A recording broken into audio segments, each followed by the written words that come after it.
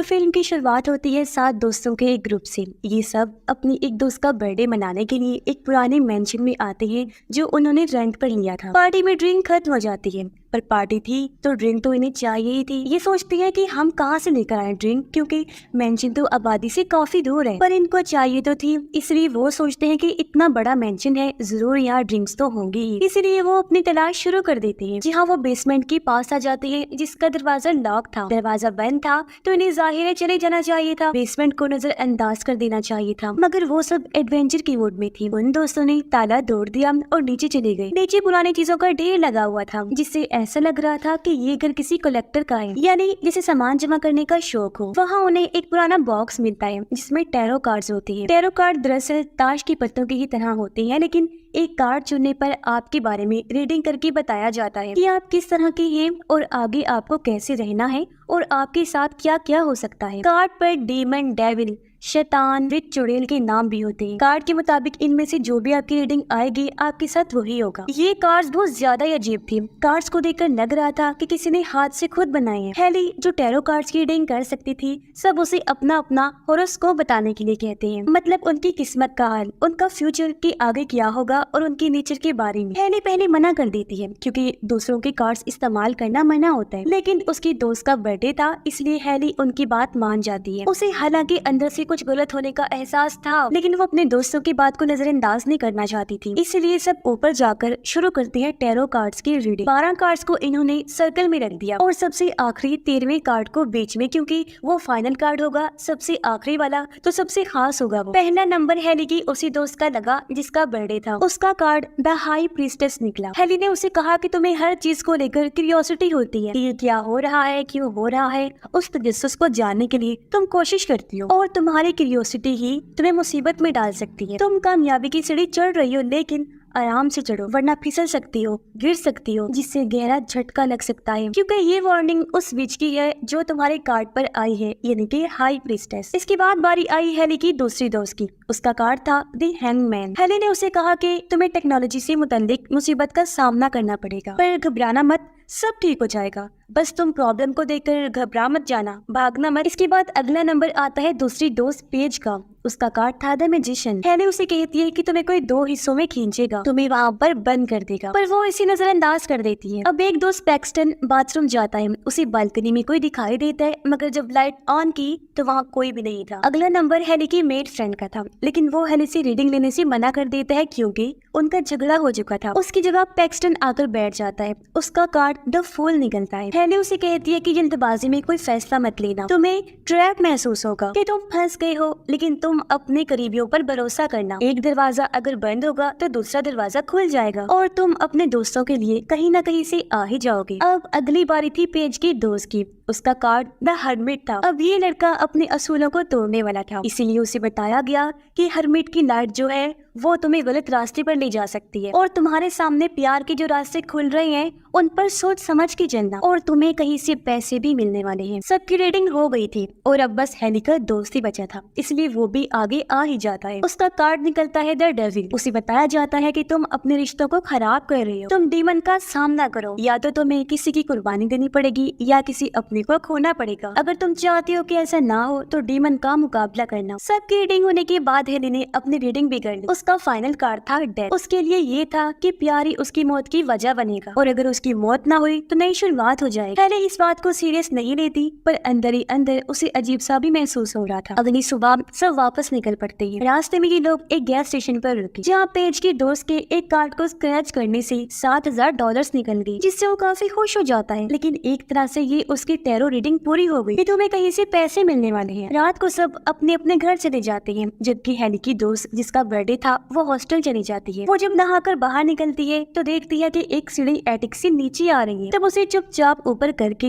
वो अपने कमरे में चली जाती है, क्योंकि हेली ने कहा था कि क्यूरियोसिटी में नहीं पड़ना। मगर थोड़ी देर बाद कोई जोर से उसका दरवाजा खटखटाता है। जब दरवाजा उसने खोला तो वो देखती है कि सीढ़ी वापस नीचे फिर से आ गई है। वो सीढ़ी के पास जाने लगी, लेकिन ये नोटिस नहीं कर पाती कि कोई पीछे खड़ा हुआ है, पर उसे थोड़ा थोड़ा महसूस हो रहा था। और उसने जैसी लाइट ऑन की वहाँ पर कोई भी नहीं था। वो सोचती है कि ये बस हॉस्टल की लड़कियां होंगी जो मेरे साथ मजाक करेंगी, इसलिए वो भी जल्दी जल्दी सीढ़ी पर चढ़ने लगती है। पर ऊपर एटिक में हॉस्टल की कोई लड़की नहीं थी, बल्कि थी द हाई प्रीस्टेस, यानी जो उसके टैरो कार्ड पर आई थी। वो जोर से चिल्लाई, तब उसे देखकर वो नीचे गिरकर बेहोश हो जाती है और फिर हाई प्रीस्टेस सीढ़ी उठाकर उस पर दे मारती है। उसने ऐसा बार बार किया, बार बार उसने हमले किए, जिससे कुचल कर हैरी की वो दोस्त मारी जाती है। जैसा कि हैरी ने उसकी टैरो रीडिंग में बताया था कि क्यूरियोसिटी तुम्हें फंसा देगी, सीढ़ी आराम से चढ़ना वरना फिसल जाओगी, गहरा झटका लगेगा। बिल्कुल वैसा ही हुआ और वो अपनी जान से हाथ धो बैठी। मगर सबको उसकी मौत एक एक्सीडेंट लगती है। उसके दोस्त उसकी मौत की खबर सुनकर इकट्ठे हो जाते हैं। सब लोग बहुत उदास और परेशान थे, मगर किसी को भी ये पता नहीं था कि ये सब कार्ड्स की वजह से हुआ है। रात को बाकी सब चले जाते हैं, लेकिन हेली पेज के साथ ही रुक जाती है, क्योंकि वो अपने दोस्त की मौत से बहुत ज्यादा ही दुखी थी। हेली उसे बताती है कि जब मैं छोटी थी तो तब मैंने टैरो कार्ड्स की रीडिंग सीखी थी। उस टाइम मेरी माँ बीमार थी। मैंने जितनी बार भी अपनी मॉम के लिए रीडिंग की, हर बार उनकी मौत ही कार्ड्स ने मुझे दिखाई। इसलिए कहते हैं कि हम अपनी किस्मत को बदल नहीं सकते। वो उसे समझाती है कि अगर तुम हमारी उस दोस्त के साथ होती तब भी कुछ ना कर पाती। तो पेज का दोस्त हेली की दोस्त को उसके घर छोड़ने जाता है, लेकिन जब वो वापस आ रहा था तो उस टाइम उसके टैरो कार्ड का डीमन यानी हरमिट उसके पीछे लग जाता है। अब पेज का दोस्त ट्रेन से वापस जाना चाहता था, लेकिन हरमिट की लाइट ने उसे गलत साइड जाने पर मजबूर कर दिया जैसी उसकी रीडिंग आई थी। और अब अचानक एक ट्रेन आकर उसे कुचल देती है, जिससे बुरी तरह उसकी मौत हो जाती है। और कुछ इस तरह इसकी रीडिंग सच हो गई, यानी प्यार के रास्ते पर सोच समझ के चलना। वो अपनी उस दोस्त को छोड़ने आया था जिसे वो पसंद करता था। और दूसरी बात, हरमिट की लाइट ने उसे गलत रास्ता दिखाया जो उसकी मौत की वजह बना, यानी कि रीडिंग के हिसाब से इनकी मौतें हो रही थी। अगले दिन जब उसकी मौत की खबर उन दोस्तों को मिलती है तो वो काफी परेशान हो जाते हैं। पहले को शक होता है कि ये सब रीडिंग के हिसाब से हो रहा है, वरना 2 दिन में 2 दोस्त कैसे मर गई, ये इत्तेफाक तो नहीं हो सकता। बाकी सब भी हेली की इस बात पर राजी हो जाते हैं और सोचने लगते हैं कि अब हमें क्या करना चाहिए। पर अब जाहिर है उन्हें मदद चाहिए थी, इसीलिए उन्होंने इंटरनेट का सहारा लिया। उन्हें एक औरत के बारे में पता चला जो इन सब चीजों की माहिर थी, क्योंकि वो एक ऑरेकल थी। ऑरेकल ने टैरो कार्ड्स के बारे में लिखा था कि कैसे इनकी वजह से इतने सारे लोगों की मौतें हुई है। उन्होंने ऑरेकल का नंबर मिलाया, लेकिन वो फोन नहीं उठाती। तब सबने फैसला किया कि सीधा उसके घर जाएंगे, जो आबादी से काफी दूर था। फिर ये लोग जैसे तैसे उसके घर पहुंचकर दरवाजा खटखटाते हैं। तब शुरू में तो ऑरेकल ने दरवाजा नहीं खोला, लेकिन फिर जब उन्होंने बताया कि टैरो कार्ड्स की वजह से उनके दोस्तों की मौत हो गई है और हम भी मरने वाले हैं, तो तब ऑरेकल बाहर आती है। वो उन्हें अंदर लेकर गई और बताती है कि जिन टैरो कार्ड्स की तुमने रीडिंग की है वो कर्स्ड हैं, श्रापित हैं। उनकी वजह से पहले भी कई लोगों की मौतें हुई है, मेक्सिको में, फिर वुडस्टॉक में और तीसरी जगह लंदन में भी ऐसा हुआ था। लंदन वाले केस में एक इंसान बच गया था और वो कोई और नहीं, मैं खुद हूँ, क्योंकि मैंने सबकी रीडिंग्स तो की थी लेकिन अपनी नहीं की। लेकिन जब तक मुझे समझ आया कि ये सब टैरो कार्ड्स की वजह से हुआ है, तब तक वो कार्ड्स मेरे पास से चले गए थे। बस तभी से मैं इन कार्ड्स को ढूंढ रही ताकि इन्हें तबाह कर दूं और ये मजीद और लोगों की जानें ना ले। अब सवाल ये उठता है कि आखिर ये श्रापित कार्ड आए कहां से। जाहिर है ये ऑरेकल इस बारे में भी सर्च करके बैठी हुई थी और तब वो बताती है कि ये कार्ड्स एक राजा की वजह से श्रापित बने हैं। 18वीं सदी में एक राजा की रानी प्रेग्नेंट थी, जिससे राजा बहुत खुश था। राजा ने अपनी एस्ट्रोलॉजर यानी जो किस्मत का हाल बताते हैं उससे रीडिंग करवाई। तब पता चला कि बच्चा और रानी दोनों मर जाएंगी जब रानी बच्चे को पैदा करेगी। ये सुनकर राजा को गुस्सा आया और उसने कहा कि रीडिंग को बदलो, ऐसा नहीं हो सकता। एस्ट्रोलॉजर ने कई दफा रीडिंग्स को बदलने की कोशिश की, लेकिन हर दफा मौत का ही रिजल्ट आया, जो था डेथ। पर इसका मतलब मौत भी हो सकता है और नई शुरुआत भी। पर राजा ने इसे मौत ही समझा, लेकिन इस वजह से राजा गुस्से में आ गया और एस्ट्रोलॉजर और उसकी बेटी को किंगडम राज्य से बाहर निकाल देता है। लेकिन जब वक्त आया, रीडिंग सच हो जाती है, यानी कि रानी की मौत हो जाती है जब उन्होंने बच्चा पैदा किया और उनका बच्चा भी मारा जाता है। ये देखकर राजा को बहुत दुख हुआ और उसे इतना गुस्सा आया कि वो तो जैसे पागल ही हो गया। उसने एस्ट्रोलॉजर पर विचक्राफ्ट का इल्जाम लगाया, यानी कि ये जादू टोना करती है। उसे काफी सजाएं दी और फिर उसकी बेटी को अपने सिपाहियों के साथ मिलकर मरवा दिया, जिससे एस्ट्रोलॉजर बहुत दुखी हुई और उसे भी बहुत गुस्सा आता है। इसलिए बदले में एस्ट्रोलॉजर ने वो खतरनाक कार्ड्स बनाई और उनका इस्तेमाल करके राजा और उसके सिपाहियों की रीडिंग की। फिर एक खतरनाक रिचुअल करके अपनी जान ली ताकि उसकी आत्मा हमेशा उन कार्ड्स के साथ बंधी रहे। और कुछ इस तरह ये कार्ड्स श्रापित हुए क्योंकि उसकी आत्मा उन कार्ड्स के साथ जुड़ी हुई है। फिर एक एक करके राजा और उसके सिपाही मरने लगे, बिल्कुल वैसे जैसे उनकी रीडिंग्स हुई थी। और कुछ इस तरह एस्ट्रोलॉजर का बदला पूरा हुआ, लेकिन क्योंकि उसकी आत्मा इन कार्ड्स के साथ बंधी हुई है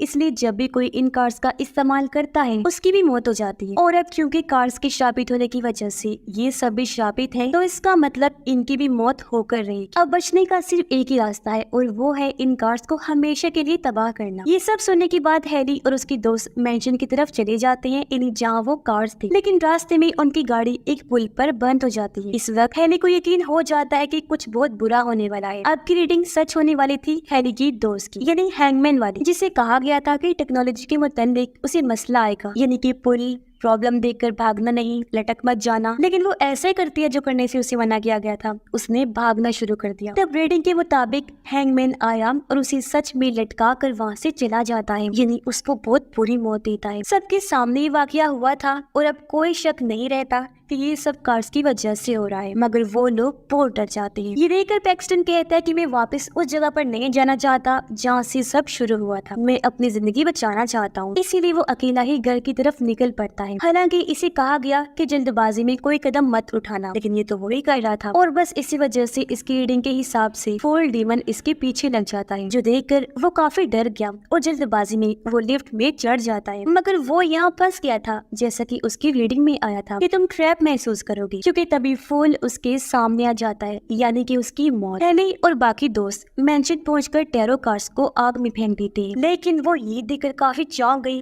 कि एक भी कार्ड को आग नहीं लगी। और अब जब ये देखकर उन्हें कुछ समझ नहीं आता तो उन्होंने ऑरेकल को बुलाया। ऑरेकल ने बताया कि इन कार्ड्स को तबाह करने के लिए एक रिचुअल करना होगा, जिससे एस्ट्रोलॉजर की आत्मा को कार्ड से अलग किया जाएगा। ऑरेकल रिचुअल शुरू करती है और एस्ट्रोलॉजर की आत्मा को बुलाती है, पर उसने ये नहीं सोचा था कि आत्मा कितनी ताकतवर हो सकती है। आत्मा ने आकर उल्टा ऑरेकल की ही रीडिंग कर दी और उसका फाइनल कार्ड आया 6 ऑफ स्वॉर्ड, यानी 6 तलवारें उसने ऑरेकल के अंदर घुसा कर उसकी जान ली। ये देखकर हैरी और उसके दोस्तों ने वहाँ से भागना शुरू कर दिया, लेकिन पेज उनसे अलग हो जाती है और उसकी रीडिंग भी सच होने लगती है, यानी उसे बताया गया था कि तुम्हें कोई 2 हिस्सों में खींचेगा। उसके टैरो कार्ड का मैजिशियन उसे एक बॉक्स में बंद कर देता है, फिर उसे आरी से 2 हिस्सों में काट डालता है और कुछ इस तरह उसकी मौत हो जाती है। इसके बाद डेथ और डेविल भी इन दोनों के पीछे लग चुकी थी, यानी उन दोनों दोस्तों के टैरो कार्ड्स की रीडिंग, जो एक हैरी का था और दूसरा उसके दोस्त का। तब हैरी को एक आइडिया आता है कि अगर मैं एस्ट्रोलॉजर की रीडिंग कर दूं तो उसके मरने के बाद सब कुछ ठीक हो जाएगा, क्योंकि ऐसे कार्ड्स और उसकी आत्मा दोनों अलग हो जाएंगी। आत्मा खत्म होगी तो कार्ड्स खत्म होंगी,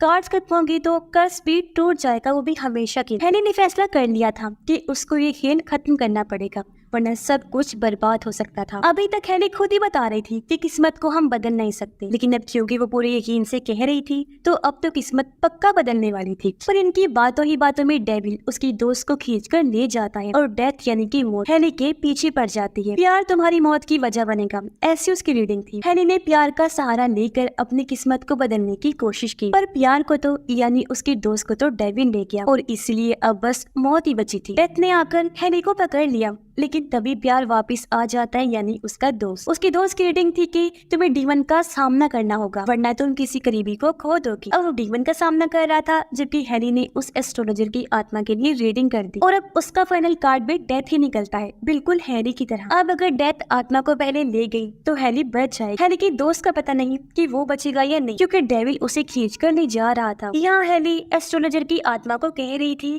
कि पुरानी बातों को भूल जाओ और आगे बढ़ो और बेकसूर लोगों की जान मत लो। लेकिन इसी दौरान डेथ ने फैसला किया कि वह दोनों को यानी कि हैरी और एस्ट्रोलॉजर की आत्मा को एक साथ ले जाएगा, लेकिन हैरी की दोस्त ने एक बार फिर आकर उसे बचा लिया और डेथ आत्मा को ले गई और आत्मा का इन दोनों के सामने खात्मा हो जाता है। आत्मा के खत्म होते ही कार्ड्स भी खत्म हुए और ये कर्स भी आखिरकार हमेशा के लिए खत्म हो जाता है। अब जिस तरह डेथ का मतलब मौत और नई शुरुआत है, तो मौत बन गई उस आत्मा की और अब नई शुरुआत बन गई थी हैरी की। अब जब ये दोनों वापस जा रहे होते हैं कि तभी सामने से एक कार आ जाती है और उसमें था पैक्सटन और उसकी रीडिंग थी कि अपने दोस्तों के लिए कहीं ना कहीं से वापस आएगा। अब हमें पता चलता है कि ये फोन से लिफ्ट में कैसे बचा था। तो तब दरअसल उसकी दोस्त ने, जो उसके साथ रूम में रहता था, उसने आकर दरवाजा खोल दिया था और इसे बचा लिया था, यानी जैसा उसकी रीडिंग में आया था कि कोई करीबी उसे बचाएगा, जिस वजह से फूल डीमन चला गया। अब इनकी रीडिंग के हिसाब से ये बच गए थे, लेकिन आखिरकार इन्होंने उन शापित कार्ड्स को भी